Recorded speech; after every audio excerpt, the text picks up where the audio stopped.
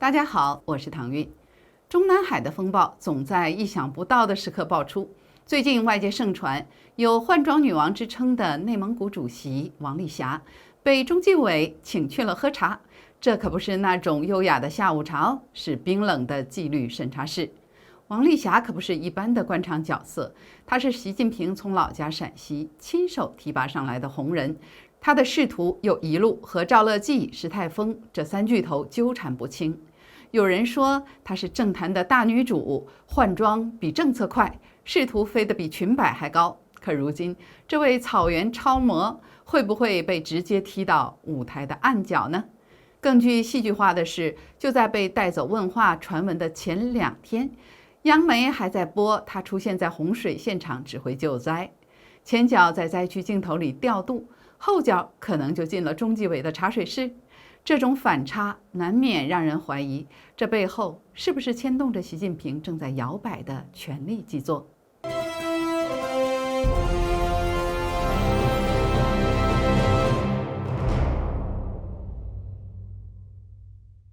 换装女王王丽霞被带走的话题消息，最早来自从体制内出走欧洲的杜文，她曾担任内蒙古政府法律顾问室执行主任。王丽霞为什么被称为换装女王？因为她每次公开亮相，都像在草原时尚周上走秀，今天是民族风，明天是职业范，后来还能来点贵妇气场，让外界是看得眼花缭乱。她的衣服换得比政策快，仕途升得比裙摆还飞扬，象征其仕途变换和高调作风。只是以前聚光灯下的政坛女星，现在可能快被踢到历史舞台的暗角，连提词器都要关掉了。不过，换装女王还是有点真功夫的。这位蒙古族的仕途超模，仕途的运行轨迹那是相当讲究，终于拿到了草原大女王的剧本。2010年到2012年，王丽霞担任陕西铜川市副市长、市长的时候，顶头上司正是赵乐际，陕西省的省委书记。杜文先前爆料说，王丽霞陪睡赵乐际，陪出了仕途。到了2015年，赵乐际调往中央时，王丽霞早已升任了陕西省的副省长。2016年，中共2位党魁江泽民与习近平权斗正酣，习近平加快了布局，断了江派刘云山内蒙老巢的后路。刘提拔的内蒙高官不断落马，而习要从自己的老家人当中选中，赏赐乌纱帽，自然就想到了王丽霞。相传，习近平访问陕西期间，王丽霞可是全程陪侍的大红人。老习前不久在上海视察期间，突然旧疾复发，不自主摇头严重，又掀起和王丽霞旧情绑定的八卦剧情。画面的一边是习总频频摇头，另一边是老情人心急如焚。王丽霞被老习调任内蒙常委后，先后担任了统战部长、党委副书记，而石泰峰则于2019年10月到2022年4月期间担任内蒙古党委书记。两人同处内蒙古最高权力核心，是典型的班子搭档。在石泰峰主政内蒙期间，王丽霞正处于仕途上升通道，后来在2021年7月升任到内蒙古主席。这期间的传闻就更猛了，王丽霞连夜杀8只鹿给领导补肾的传奇都出来了。这3段经历完美诠释了政坛天后的3重奏。就在传言中，纪委把她请去问话的前2天，官媒还在报道王丽霞到巴彦淖尔、乌拉特后旗指导抗洪救灾，处理山洪爆发导致游客大量伤亡的事件。真是人生如戏，王丽霞在戏里戏外这么忙活吗？前脚在洪水边现场调度，后脚就进了中纪委的茶水室。换装女王上演的政坛 T 台和权力卧室的合体短剧，剧情会安全落幕，还是她是中南海里最危险的多边情妇？答案就等中纪委的新闻通稿了。王丽霞恐怕要悬了。那么她是如何走到这一步的？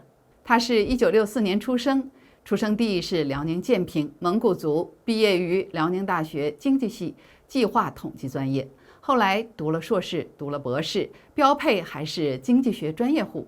可谁能想到，她后来却从统计学的讲台走上了官场的 T 台，最终活成了政坛的换装女王。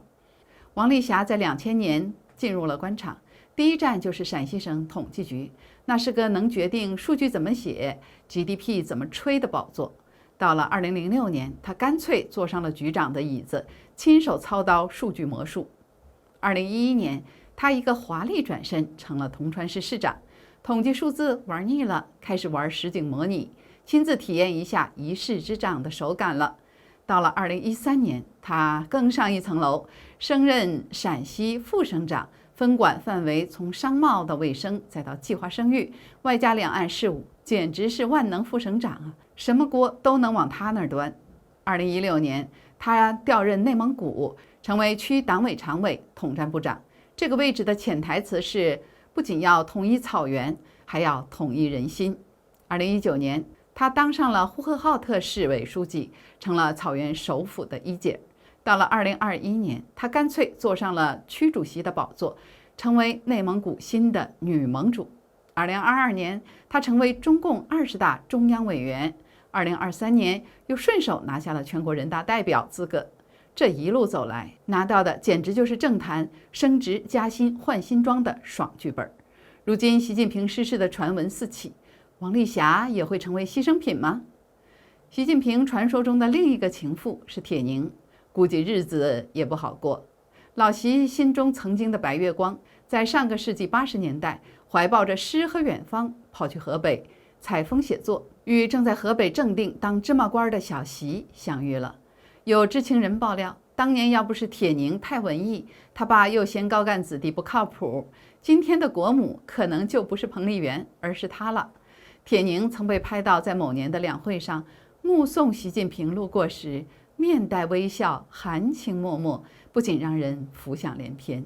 而文坛美女作家铁凝曾掌握作协19年，如今又怎能是心甘情愿地为此画下句点？这可能也与习近平的权力滑坡有关。毕竟习是不会将自己心中的文艺女神亲自拿下的。相反，习近平上台后，铁凝一直是作协和文联的双料主席，并一路晋升到副国级，看来是得到了某种特殊的青睐。当然，也别小看了习近平的唱军歌的皇后彭丽媛，她曾是文工团里最能打的女人，一身戎装，佩戴少将军衔，威风凛凛的旧照片曾经火爆网络。这哪是舞台上压轴出场的温婉夫人，这明明是能带兵冲锋的女将军呢。那时的她顶的军衔是中央军委干部考察委员会专职委员，还有传说她准备登场，以江青第二的身份角逐政治局。但今非昔比，如今的她可能已经悄悄地淡出军权，军中不再传她的名字，因为有人在重新排兵布阵。习近平的皇帝梦碎，他的后宫也迎来了梦醒时分。如果习近平真的步入了政治黄昏，会不会也像毛泽东一样，看着自己最后搭建的习家王国在身后轰然倒塌呢？在人民公仆的世界里，一个时尚潮流那是源远流长，就是共享情妇。咱们老百姓只知道共享自行车，而共享情妇那是高官们的润滑剂。甚至有人戏称，在官场里介绍情妇比介绍项目还普遍，交换情妇比交换名片还热闹。这里可没有恋爱脑，全是权钱交易，美女成了硬通货，高官们那可是乐此不疲。根据著名时评人高鑫曾发表的《夜话中南海》专栏文章，我们总结了中共官场情妇界的4强佳丽。No.1， 公共情妇大姐大李薇，1963年出生，法越混血，年轻时邻居评价是大眼睛，身材匀称，会过日子的好姑娘。结果这位邻家好媳妇儿后来成了官场的公共资源。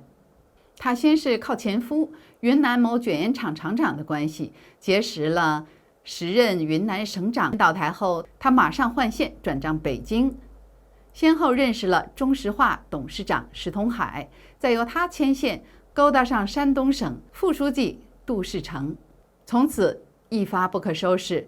与李薇有染的还有北京市原副市长刘志华、最高法院原副院长黄松友，国家开发银行原副行长王毅，公安部原部长助理郑少东等人。坊间统计，李薇至少交往过15名省部级高官，男宾那是阵容豪华，有些甚至是在同时进行的。他的后台还有前财政部长金仁庆、前国安部长徐永月等人。外媒爆出，连前外交部部长江泽民的亲信李肇星都跟他有段外交恋情，还被他写进情色日记里面。结果呢，2006年他因逃税被抓，坐了几年牢，后来跑去香港定居。有人调侃他的履历完全可以改名叫做中共高官通鉴。Number 2， 上海政坛收割机卢嘉丽，1975年生于江苏镇江，出身演艺圈，当过模特，结果摇身一变就成为了上海滩最危险的女人。在一场模特比赛中，她认识了上海市核电办主任杨中万，一夜之间，她就从小模特升级为豪车别墅套餐的女主人。这姑娘还爱玩黑科技，发明了针孔摄影反腐法，在总统套房偷拍下无数官场大佬的荒唐戏码，直接把上海一大批高官送进去了。她最经典的操作是与富豪张荣坤合谋，瞄上了时任上海社保局局长、党组书记的祝军一。祝军一和卢嘉丽一夜情之后，张荣坤的富熙投资集团从祝军一掌控的上海保险基金中拆借了32个亿，拿下了上海路桥发展公司99.35%的股权，而卢嘉丽也成为了千万富姐。这波操作简直是情色版的金融工程。大结局是2006年引爆上海社保基金大案，连时任上海市委书记的陈良宇都栽了。维基解密还说，江泽民的儿子江绵恒、江绵康也在这个案子里有影子。有人笑称，卢嘉丽一人干翻了半个上海滩。Number 3， 公安部头号警花王菲。大家别误会，这不是唱歌天后的王菲，而是公安部的头号警花。传说她同时服务过40多名高官，堪称警界的公众情人。王菲原本只是汕头公安局的小民警，因为漂亮甜美，被公安部副部长郑少东一眼看中，直接调到北京执行特殊任务。2004年，公安部办了一场春晚，她成了唯一的警界主持，从此是名声鹊起，与40多名高官有染，范围从公安部一路延伸到中南海。这履历完全可以写进公安史。